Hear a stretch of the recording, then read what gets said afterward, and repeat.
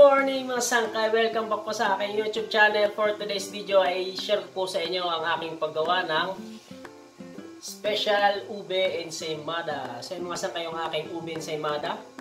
Bale meron po siyang palaman na ube halaya.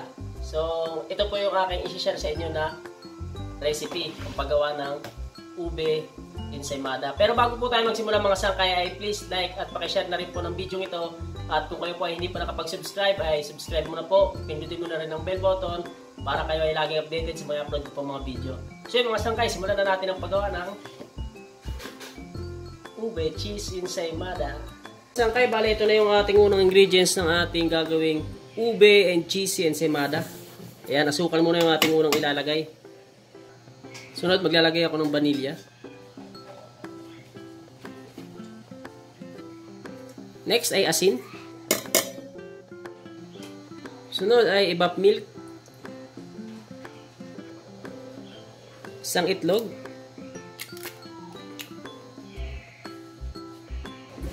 Next ingredients natin ay shortening. At ang next step natin ay i-mix lang muna natin ng bahagya.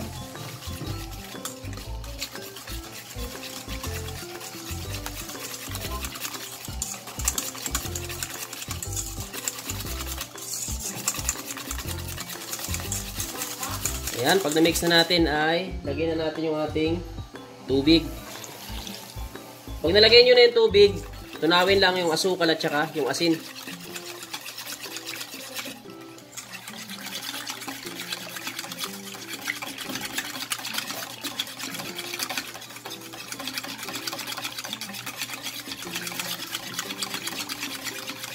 At kapag natunaw yung asukal at saka yung asin, ay lagyan na natin yung ating harina.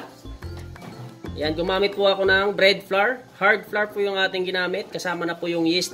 Ayan, sa ibabaw yung ating yeast. Bale, yung ating yeast, sinama natin sa ating harina. So, ilalagay na natin ngayon sa ating tubig.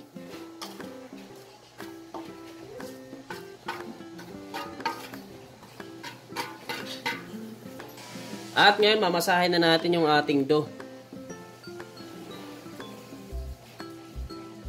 Bale, manual process yung ating gagawin. Hindi natin kailangan gumamit ng makina. Kahit na anong klaseng makina, hindi tayo gagamit.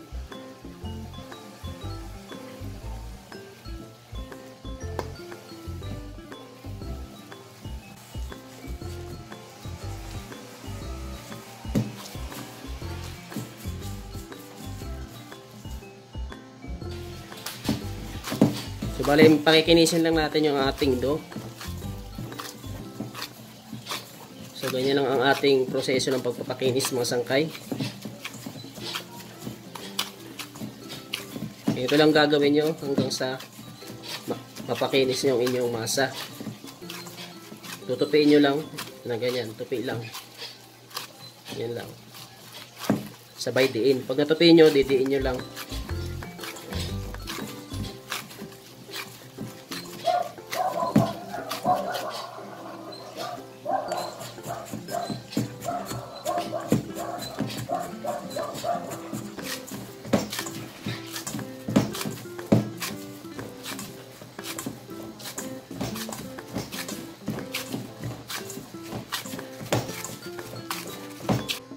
So yung mga sangkay, kung sakaling napakinis nyo na ay rest muna natin. So yan, bali maglagay tayo ng mantika sa ating bowl. At dyan natin i-rest ngayon yung ating masa. Hanggang sa mag-double in size.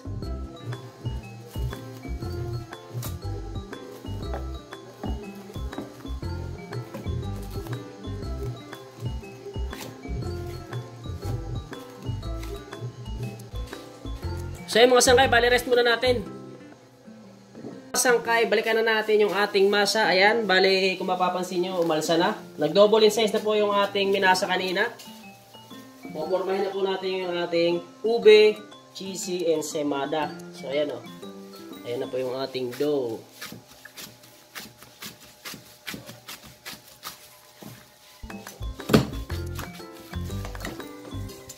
Kakat muna natin.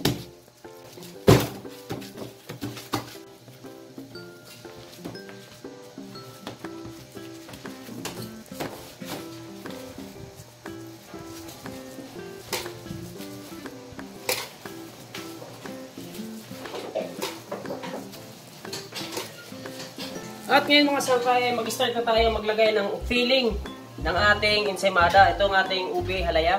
Bale, itong ating ube halaya mga sangkay is ilalagay ko po sa description kung paano ko po ginawa yung ating ube filling or ang ating ube halaya. Punta lamang po kayo sa description, andun po yung aking paggawa nito.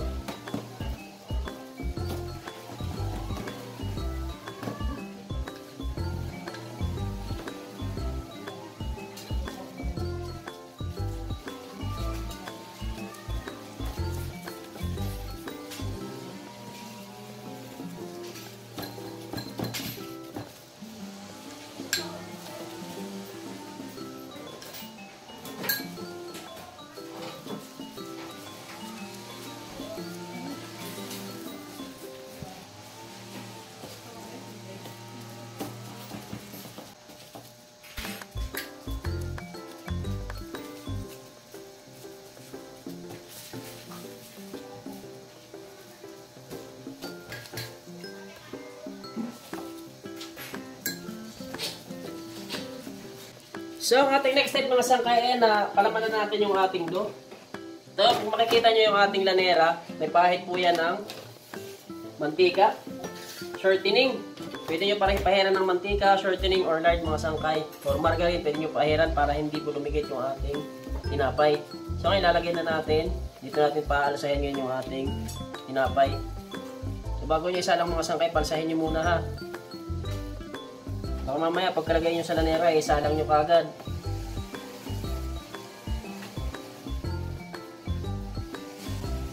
At ayun na yung ating tinapay. Kailangan palsahin muna natin bago natin isalang. Alasan natin ng 1 hour and 40 minutes yung ating ube cheese. Ngayon po ay isasalang na natin. Ayan, luto na po yung ating sinalang. Bale, ang ating apoy na ginamit dito is 180 degrees Celsius. At katamtaman lamang po yung lakas ng ating apoy. Linuto po natin ng 12 minutes. So, ayan na po. Bale, papalamigin muna natin bago natin lagyan ng toppings. Okay. Mga sangkay, bale, ito na yung ating ube ensaymada. Malamig na. Ngayon, lalagyan na natin ng toppings. Ito, gumawa nga pala ako ng butter icing. Yan, bale, ang ating ingredients nito ay shortening, butter, powder sugar, at condensed milk. Yan, pinaghalo-halo ko lang mga sangkay ang ating mga ingredients na yon. At ito yung ating ipapahid sa ibabaw ng ating ube ensaymada. So ayan, kapag nahalo nyo na ng maayos yung aking nabanggit na ingredients ng ating icing, ay pwede na nating ipahid sa ibabaw ng ating ube ensaymada.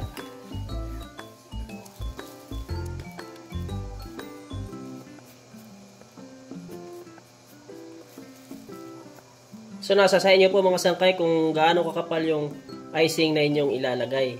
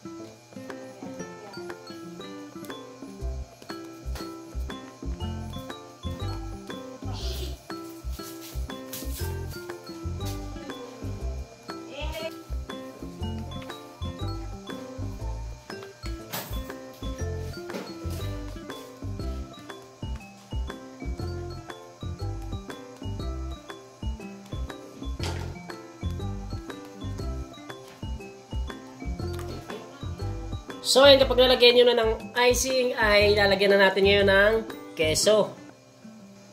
So, ngayon, gagalgaran na natin ng cheese.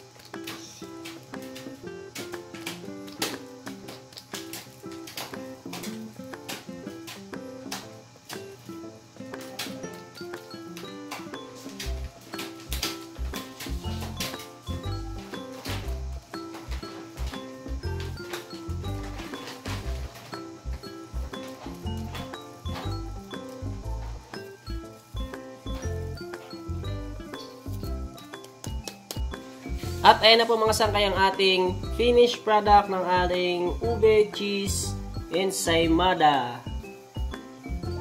So huwag po sanang kalimutan mag-like at pakishare na rin po ng video ito. At kung hindi ka pa nakapag-subscribe, subscribe mo na rin. Pindutin mo na ang bell button para ikaw ay laging updated sa mga upload ko pang mga video. Thank you for watching. See you in my next video.